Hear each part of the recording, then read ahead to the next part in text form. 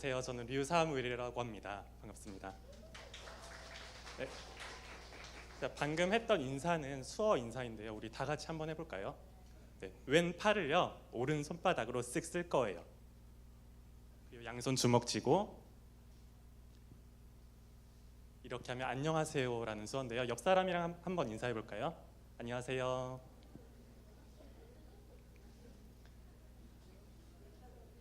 네, 이렇게.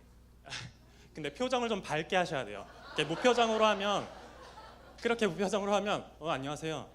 약간 시비 거는 투가 되기 때문에 네, 표정에 말투가 다 들어가 있어요. 그래서 좀 밝게 이렇게 인사를 하시면 좋고요. 저는 파워스톰 교사라서 사실 2부 예배 때는 지하에 계속 내려가 있어요. 그러다 보니까 위트니스 볼 기회가 별로 없어서 이렇게 유튜브로 찾아봤더니 처음 시작할 때 다들 하나님께서 주신 은사를 가지고 이렇게 시작을 대부분 그렇게 하시더라고요. 그래서 저도 뭔가 해야 될 것 같기는 한데 할 줄 아는 게 이것밖에 없어서 이렇게 한번 해봤습니다. 저는 오늘 수어 통역사로서 그리고 장인과 함께하는 삶을 사는 사람으로서 그런 삶에서 경험한 하나님에 대해서 좀 얘기를 이 시간 나누려고 해요. 제가 이 앞에서 뭔가 얘기를 할 만큼 경험이 많은 것도 아니고 사실 그렇게 화려한 삶을 산 것도 아니지만 그래도 제 일 가운데서 하나님께서 주신 그 마음들, 사랑들을 이 시간 함께 나눠보려고 합니다. 먼저 저는 수어 통역사인데 사실 수어 통역사가 흔한 직업은 아니잖아요. 제가 왜 이 직업을 갖게 되었을까요?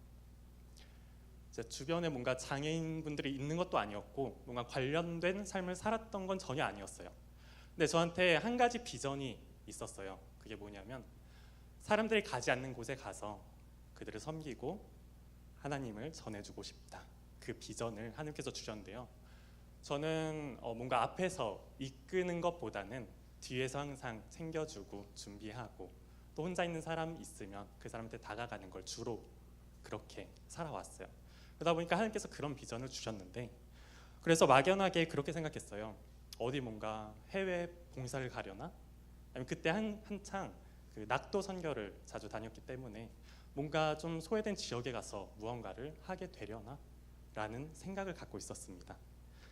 그러다가 대학생 때 교양 수업으로 수어 수업을 듣게 됐어요. 제일 만만해 보였거든요. 근데 재수강했어요. 그렇게 1학기, 2학기 근 1년간 그렇게 수어 수업을 들으면서 교수님께서 어느 날은 그런 말씀을 하시더라고요. 이 세상에는 복된 소식이란 게 있는데 그 소식을 들을 수 없는 사람들이 있습니다. 저는 그때 되게 망치로 머리를 크게 맞은 것처럼 되게 멍했어요. 저도 단 한 번도 생각해 본 적이 없는 그런 얘기였거든요. 그러면서 이어서 말씀하셨습니다. 수어로 이 소식을 전해줄 수 있는 사람이 없어요. 아무도 이 길로 가려고 하지 않아요. 알고 보니까 교수님께서는 청각장애인 사역을 하시는 목사님이셨어요. 전 그 얘기를 듣는 순간 소외된 곳, 사람들이 가지 않는 길, 그거는 어떤 지역만을 말하는 게 아니라 사람, 한 사회를 얘기할 수도 있겠구나. 그리고 나서 그 길로 뛰어들게 되었습니다. 이때부터 본격적으로 수어를 배우기 시작하면서 청각장애인 분들을 만났어요. 근데 제가 생각했던 것보다 더 소외된 세상이더라고요. 일단 소통이 잘 되지 않다 보니까 사람과의 단절이 있고요. 정보와의 단절이 있고요. 교육과의 단절이 있었습니다. 그리고 우리는 서울만 해도 교회가 얼마나 많아요. 그래서 우리는 선택해서 갈 수도 있잖아요. 근데 청각장애인 분들은 수어가 있는 교회, 청각장애인 분들이 갈 수 있는 교회가 거의 없었어요. 그래서 막 2시간을 걸려서 가기도 하고요. 제가 장로교 합동교단이어서 합동교단 기준으로 얘기를 말씀드리자면 전국의 교회가 10,000여 교회가 있다고 해요. 그런데 그 중에 청각장애인 분들이 갈 수 있는 교회가 몇 교회일까요? 10몇 교회밖에 되지 않는다고 해요. 감리교는 잘 모르겠지만 아마 마찬가지로 그렇게 많지는 않을 거예요. 근데 제가 꿈교에 와서 정말 놀랐던 게 뭐냐면 저 꿈교에서도 한 사람 때문에 저 수어 통역을 시작을 한 걸로 알고 있거든요. 한 영혼 때문에 저기 다 세팅하고 준비하고 수어 통역사를 섭외해서 정당한 대가를 드리고 그러면서 또 영상에 나오는 수어는 되게 커요. 되게 잘 볼 수 있도록. 전 그 모습을 보면서 와, 이건 진짜다 라는 생각을 하게 됐어요. 진짜 하나님께서 얼마나 이곳을 사랑하시고 얼마나 많은 사랑을 받았고 또 얼마나 진심으로 그렇게 사역하는 곳인가를 그때 알게 되었습니다. 저는 이 수어라는 게 모두를 사랑하시는 그 하나님의 마음이라고 저는 늘 하면서도 그렇게 느껴져요. 복된 소식, 복음을 들을 수 없는 그런 사람들을 위해서 복음을 보여주는 하나님의 마음이요. 그래서 이게 제가 수어를 하면서 느꼈던 하나님의 마음이었습니다. 그리고 다음으로 하나 더 소개해드릴 게 있는데, 저는 평일에는 향기 내는 사람들이라는 회사에서 일을 하고 있어요. 아마 히즈빈스라는 카페를 들어보신 분들도 있을 건데, 이곳은 모든 장애인과 함께 행복하게 세상을 만드는 그런 곳이에요. 그래서 지금은 히즈빈스 카페라는 도구를 사용하고 있지만 앞으로는 더 다양한 직무들이 늘어나게 될 건데요. 여기서 하는 일을 간단하게 소개를 해드리자면, 한국에는 기업에 직원이 100인 이상이 되면 장애인을 의무적으로 고용해야 되는 법이 있습니다. 그래서 3.1%를 장애인 고용하지 못하면 장애인 고용 부담금이라는 것을 내게 돼 있어요. 그래서 규모가 좀 큰 기업들 같은 경우에는 연에 한 몇 억, 많게는 수십억까지 이렇게 벌금을 내는 기업들이 있어요. 그래서 우리는 그런 기업에 사내 카페를 세워줍니다. 그리고 그렇게 되면 이제 직접 고용을 할 수 있게 해줘요. 그래서 장애인 고용 부담금을 내지 않고 장애인분들의 일자리를 많이 만드는 거예요. 그렇게 끝나는 게 아니라 우리가 매니저를 파견을 합니다. 매니저가 하는 일들은 카페를 운영하는 것도 있지만 장애인분들이 바리스타와 행복하게 일할 수 있도록 환경을 만들고 그렇게 일을 해나가는 거예요. 제 소개 영상이 있어서 짧게 잠깐 보여드리도록 하겠습니다.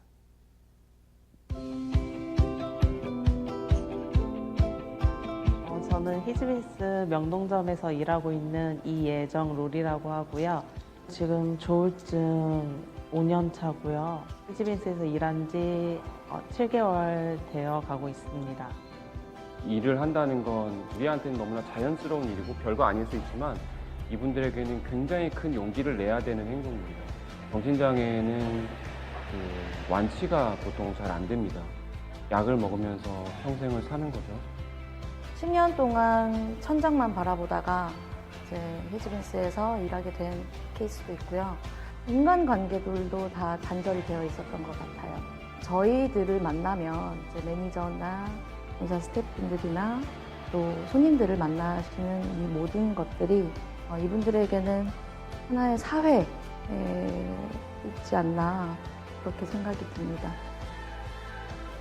처음에 병이 생기고 나서 집에만 있었고요. 뭘 해야 될지도 몰랐고 뭘 할 수 없을 거라고 생각을 많이 했었던 것 같아요. 일을 함으로써 좀 증상이 개선되는 부분도 있었고 또 새로운 사람들을 알게 돼서 출근할 때마다 사실 좀 기분도 좋고 좀 행복한 마음으로 출근할 때가 많았던 것 같아요. 매니저님들이 못한다는 얘기를 절대 안 하세요. 제가 못한다고 해서 창고로 저를 넣어버리시거나 아니면 가서 청소하세요 이런 말 하지 않고 다른 바리스타 선생님들이랑 똑같은 일을 할 수 있게 해주시고 이 작은 공간에서 정말로 장애인 선생님들이 기뻐하고 치유되고 회복되는 그러한 경험들을 저희는 경쟁하듯이 오늘 이런 일이 있었어 이런 것들을 막 보여줘요. 사실 우리들끼리만 이 놀라운 일들을 경험하고 그냥 끝나진 않았으면 좋겠거든요. 저희가 꿈꾸는 건 이러한 일들이 가능하다는 걸 세상에도 다 보여주고 경험하게 했으면 좋겠어요. 네, 저도 매니저로 좀 일을 했었기 때문에 제가 있었던 매장의 이야기를 하나 해드리려고 해요. 제가 있었던 매장에는 11분의 바리스타 분들이 계셨습니다. 그런데 그분들 중에 한 분은 정말 일을 할 때도 그렇고 평소의 삶이 되게 위축돼 있고 자존감이 굉장히 낮으셨어요. 왜냐하면 학창 시절에 왕따를 심하게 당하시기도 하고 학대도 당하셨기 때문에 그 이후에 정신병을 갖게 되었고 이제 처음으로 이곳에서 일을 하시게 됐습니다. 그런데 일이 잘 되지 않는 거예요. 어느 정도냐면 이제 이 물컵을 설거지통에 넣어야 되는데 하염없이 그 앞에 계속 서 있어요. 왜냐하면 이거 놓는 게 미안해서 설거지를 누군가 해야 되니까 여기로 지나가야 되는데 5분이고 10분이고 계속 서 있는 겁니다. 왜냐하면 비켜달라고 말을 할 수가 없어서. 그래서 안 되겠다 싶어서 이제 담당 사회복지사님이 계시거든요. 사회복지사님이 오셔서 숙제를 내주셨어요. 오늘 하루 있었던 일을 일지로 한번 써보세요.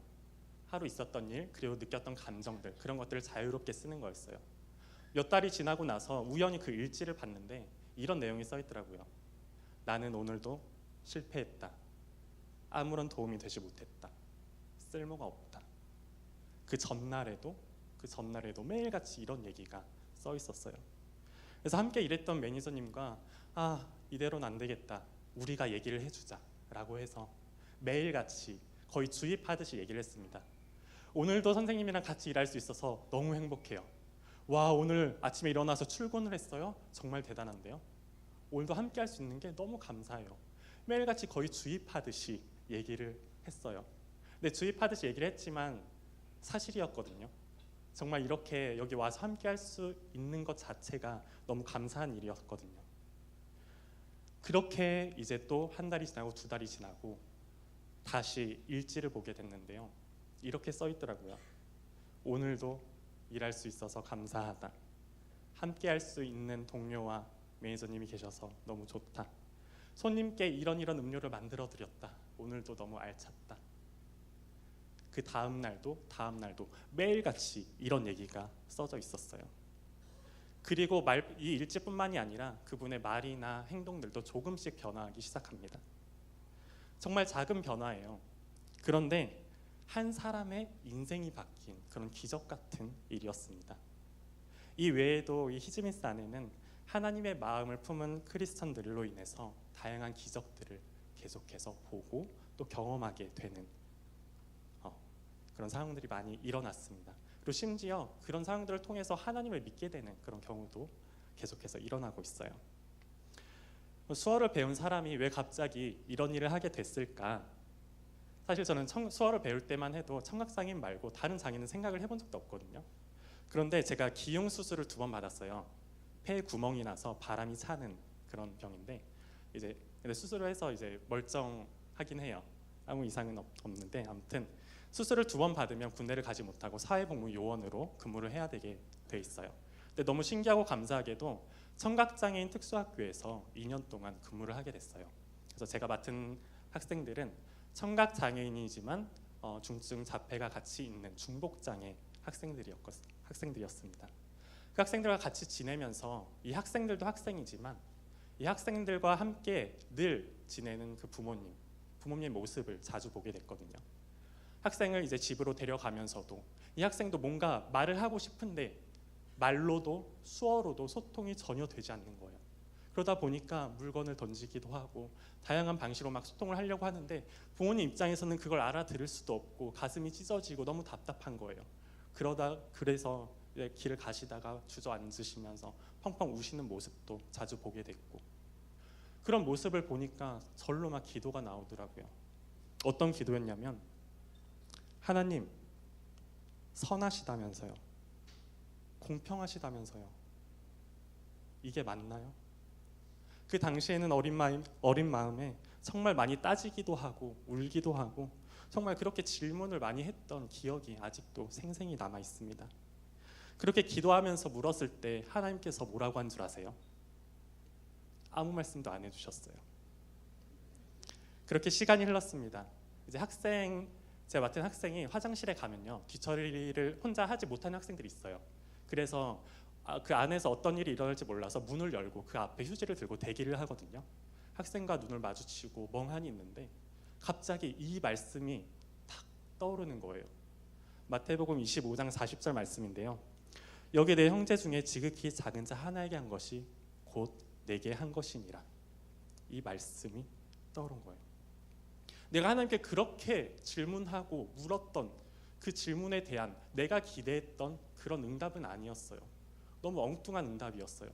그런데 지금 내가 뭘 해야 될지는 알겠더라고요. 이 사람한테 한 게 예수님께 한 거래요. 하나님이 이 사람을 얼마나 사랑하시는지 그걸 알겠더라고요. 그래서 그때부터 같이 하는 일이 슬픈 일이 아니라 너무 막 기쁘고 재밌고 즐거운 일이 된 거예요. 그래서 빨리 만나고 싶어서 빨리 자기도 하고 그랬던 기억들이 있습니다. 그렇게 또 수년이 흘렀어요. 그 당시에 이직을 하게 되는 그런 상황이었는데 우연히 히즈빈스라는 카페를 알게 돼서 홈페이지에 들어가 봤습니다.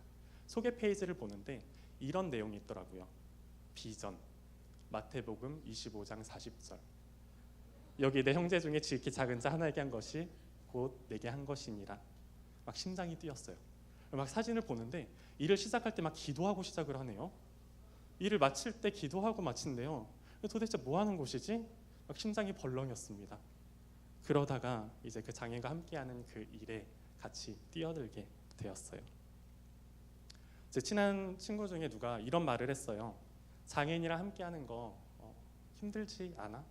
사실 너무 어려울 것 같은데 어떻게 그렇게 해? 근데 사실 저도 알아요. 저는 제가 그런 마음을 품고 그렇게 할 수 없는 사람이라는 거를 저 스스로가 너무 잘 알고 있거든요. 지극히 작은 자, 장애인과 함께 행복하게 사랑, 도저히 할 수 없는 사람입니다. 그런데 하나님께서 알게 해주신 게 지극히 작은 자, 그게 바로 저라는 거였어요. 정말 보잘것없고 죄인 투성이에 정말 제대로 살지도 못하는 저를 찾아와 주셨고 또 지쳐서 쓰러지고 포기하고 싶은 그 인생을 끌고 가 주셨어요. 그게 너무 큰 걸 아니까 이런 나도 사랑하시는 하나님께서 저 사람도 사랑하시는 걸 아니까 사랑을 할 수밖에 없게 되었어요. 어디서 이런 얘기를 들었습니다. 하나님을 믿는다는 건 하나님을 마주한다는 것이다. 이 세상을 향한 나의 시선을 거두고 하나님을 향해 선다는 말이었어요. 그래서 세상을 바라보고 사람을 바라볼 때 그냥 바라보지 않는 거죠. 하나님 앞에 서서 바라봅니다. 하나님이 나를 바라보시는 그 시선을 마주하고 하나님의 시선으로 바라본다는 거예요. 그래서 내 옆 사람도 내 주변 사람도 내 시선으로 바라보면 너무 못났고 답답하고 허물과 부족함만 보이는데 하나님의 시선으로 보니까 그 허물 뒤에 감추어진 아픔과 눈물이 보입니다. 그 한 사람을 소중히 여기시고 사랑하시는 하나님의 마음으로 보게 된다라는 그런 말이었어요. 저는 하나님께서 장인과 함께하는 삶을 살게 하셨고 그 삶을 통해서 하나님의 마음을 계속해서 지금도 알아가게 하고 계십니다. 그래서 저는 앞으로도 이 향기 내는 사람들 이 기업에서 같이 하나님께서 주신 비전을 향해 나아가는 삶을 살게 될 거예요. 근데 이거 그냥 할 수 있는 거 아니잖아요. 정말 기도가 많이 필요한 일이기도 하고 너무나 연약해서 넘어질 때도 정말 많은데 그래서 좀 기도를 부탁드리려고 해요. 앞으로 더 일도 회사에 많아져야 되고 또 더 성장하려고 발버둥 칠 건데 그 이유는 그냥 다른 건 없고 진짜 지극히 작은 자인 우리를 사랑해 주신 그 하나님의 마음을 가지고 지극히 작은 자 하나를 섬기는 것, 그 여정을 우리 함께 생각나실 때 우리 구성원들이 지치지 않고 또 함께하는 장애인 선생님들이 정말 행복하게 일할 수 있도록 그냥 그렇게 일만 하고 끝나는 게 아니라 정말 그것들을 통해서 하나님이 만나주시고 하나님을 알아가는 우리 구성원 모두가 될 수 있도록 그렇게 함께 기도해 주시면 감사하겠습니다. 감사합니다.